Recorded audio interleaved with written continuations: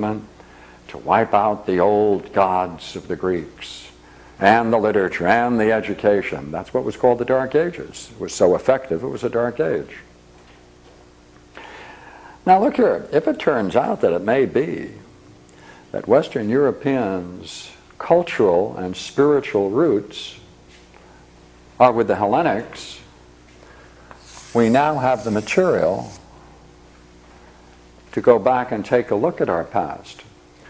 Why do we have to be at war with our past? Now, we're the only people in history that have a cultural genocide. We have destroyed our own spiritual roots. We've destroyed it. We destroyed this. We wouldn't let our people have the text. It wasn't taught. It wasn't developed until it came back into Europe into 1500. And then it only lasted for a couple of hundred years before people realized that, based upon several fictions, let's not go any further, and so there was that great silence we spoke about. But the same silence and the same levels of criticism are now applying to Christian scriptures. Well, if scholars are right, and there's hundreds of them, and they're all coming to the same conclusion, that you cannot base Christian belief on the New Testament. Can't base it on the earliest writings of the New Testament.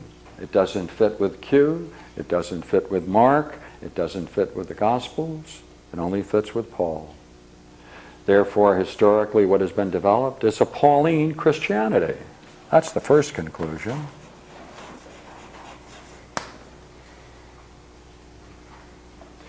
You drop Paul, you have a different kind of Christianity, totally different. If you base your Christianity on the Gospel of Mark, you have no resurrection. You have no resurrection. Because what was added to Mark was the resurrection. It ends at 16:8, it ends at the tomb. It's over, that's it. That was added hundreds of years later. Now, let's see if we can create something. We now live in a double silence. The first is, after great work, our past was rediscovered, brought to us, and now it's not accessible. It's not accessible to us because it's not taught as a wisdom tradition. It's taught in only certain colleges in certain ways for peculiar games called scholarship. It's not a living, ongoing tradition. It's only recently, and I mean since World War II, that there's any attempt to get the best of the Greek works out into English and retranslate them, since they haven't been translated again for 200 years. Well, wait a minute now. Let's go one more step, and then we can call what I want to talk about as the bridge. If our true heritage is really one and two, let's accept both. And who cares whether he was a forgery or not? Because if you want to be very strict about it, much in the Bible can be criticized. Many of the sections of the Bible can. If we accept, however, what has been developed historically, we might then be able to say, why not make a synthesis of these? Let's do it. What is being presented in both?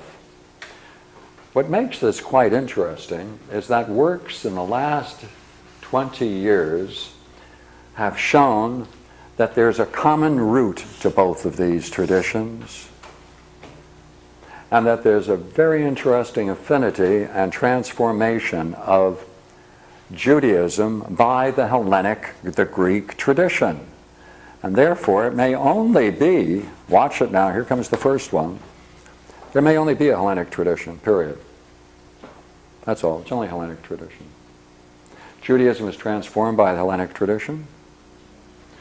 the writings of the Gospels. You can take the basic Gospel of Mark and you can see it structured exactly like a tragedy based upon Aristotle's principles of tragedy.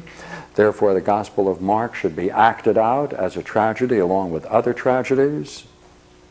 We should include it within the literature of the Hellenic tradition, and we should try to get back into the ancient world to discover the roots of its wisdom and restore it, not just in text, but rediscover it as a living experience. How are we going to do it?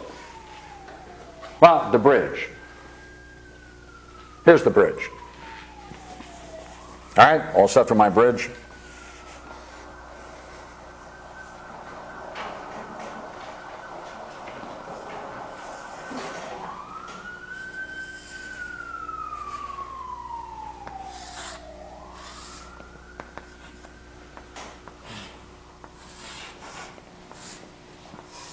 If it looks like the Golden Gate Bridge, you're probably right. See, this was the Hellenic. This was the Judaic Christian. And there was no way of getting across this. There was no way you could transport yourself through it. At periods in Western Europe, if you even tried to, you were subject to punishment, death, for trying to get back over here. There was no bridge. There were only rumors of the past glories. And now, we've got hundreds of years where there's been silence. The tradition has been broken. What do I mean by that? I mean, like in Hinduism, you have the Rig Vedas, you have the Upanishads, you have Shankara, you have all of their spiritual giants. They were never destroyed. They kept them alive in their culture. Same thing with Buddhism. Same thing with Taoism. We're the only people who have turned genocide on our own tradition, our own spiritual tradition. Well, is there something there worthy of it? Well, there are many works now that show, without a shadow of a doubt, that you can take the Eastern writings of Shankara, you can take the writings of Nagarjuna, you can take the Taoist writings, you can take most of the great works in the East and the Near East, and you can say for each one of these, there is its parallel over here in the Hellenic spirit,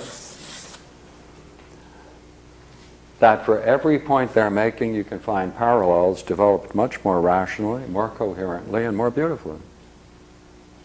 That is to say, this system can in fact stand on its own and is a great repository of wisdom.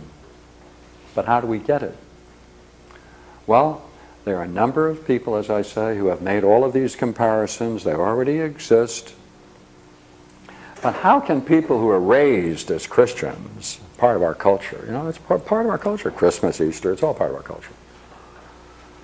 Is there any way to get back? Do you know what Pseudo-Dionysius did? He saw the end of the Hellenic world. He saw it collapsing in front of him.